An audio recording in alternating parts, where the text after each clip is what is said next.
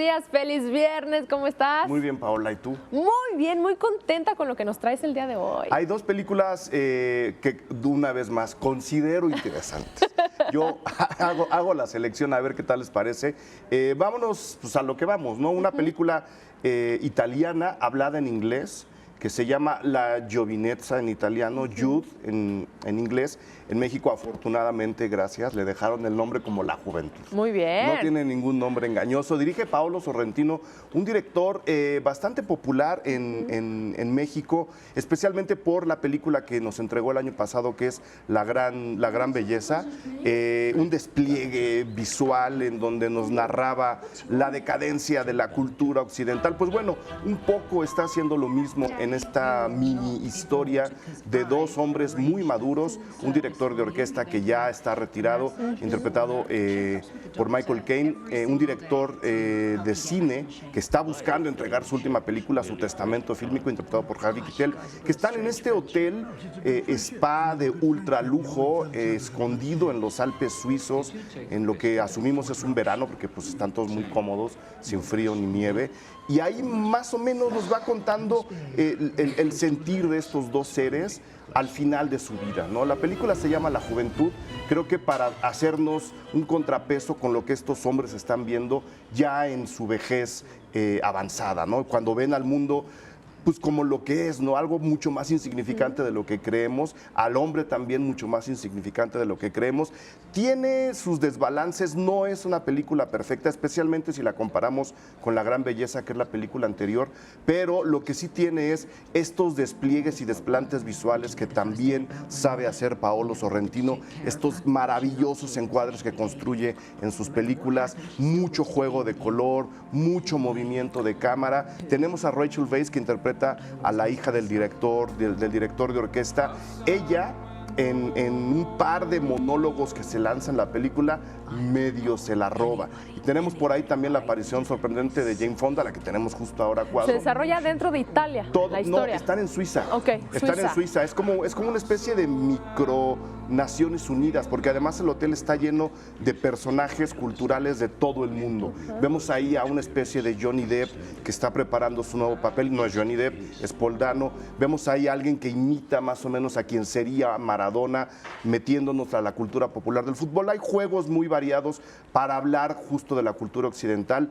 No les sale del todo, pero no se van a arrepentir. Y lo que yo dije ya una vez, si nunca han visto una película de Paolo Sorrentino, este es muy buen vehículo para entrar y empezar a ver las demás. Yo no he visto ninguna película. Creo que este es un gran principio. Es una película muy ligerita, muy bonita a nivel visual. Entonces yo creo que de ahí te puede dar curiosidad e interés para meterte a las demás películas. Película internacional, sí, italiana, pero subtitulada o traducida en inglés. En inglés, okay. En inglés. Entonces esa es la Juventud. Del otro lado estoy rescatando una película que ya está en cartelera, pero que yo no había podido ver y que ahora que la vi creo que vale muchísimo la pena revisar. Mucha gente me ha comentado que de verdad es una gran historia. Ajá. Y revivirla, pues qué mejor, ¿no? Exactamente, El Libro de la Selva, estamos hablando del Libro de la Selva de Jon Favreau.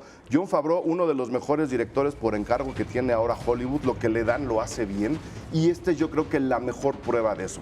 Olvídense si le salió bien Iron Man, que sí, lo hizo. Métanse a ver El Libro de la Selva, que es una actualización completa, absoluta y muy bonita de las historias de Rudyard Kipling. Kipling tenía todavía esta idea de la civilización humana sobre lo salvaje y sobre las bestias. Lo bonito que hace esta película es que recoloca al hombre como un miembro de este universo selvático que a final de cuentas es el planeta. No es quien domina, no es quien debe dominar. Hay un discurso, en la historia que ya más o menos conocemos todos, hay un discurso muy ecológico, muy verde, muy humano además. Es una película mucho más cálida de lo que podrían ser incluso las propias historias de Kipling, que repito, enfrentaba mucho al hombre, a la civilización con lo salvaje. De hecho, la finalidad de Mowgli en las historias de Kipling era volver a la civilización. Aquí, a la hora de reescribir el guión, dicen la civilización ya no es lo que debía ser.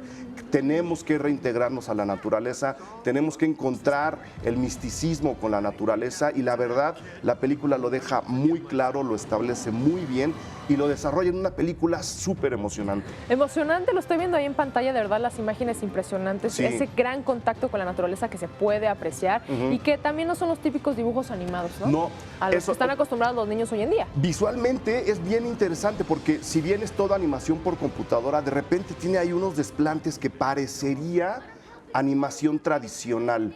Entonces hay una mezcla visualmente de esas dos como para meternos a este mundo enteramente fantasioso, muy interesante y muy divertida.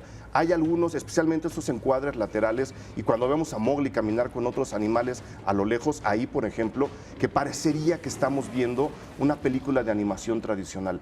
Están haciendo una combinación entre las dos para que nos creamos lo que no nos podríamos creer en otro mundo, que es que los animales hablan con el hombre y que el hombre convive con los animales. Que tienen una estrecha comunicación, entablan Sí. una conversación, ¿no? Una conversación real. Es una película más allá de lo técnico, repito, muy emocionante, muy humana. Creo que los niños, no sé si sea para niños, el final es muy Justo oscuro. te iba a preguntar esto. El final ¿La es muy recomiendas oscuro. para niños? Yo creo que la tienen que ver especialmente los niños, justo por el discurso ecológico y verde que lanza la película. Creo que los que tienen que recibir ese mensaje, obviamente somos nosotros, pero los niños en un primer plano. No estoy seguro de la clasificación, porque repito, el final es algo oscuro. Habrá que estar muy pendientes. emocionante, muy emocionante. Muy bien, Eric Estrada, excelentes recomendaciones bajo mi punto de vista. A ver qué les parecen. Ya te diremos, Ahí me comentan. ya te diremos. Ahí me comentan. Muchas gracias, te vemos a la próxima.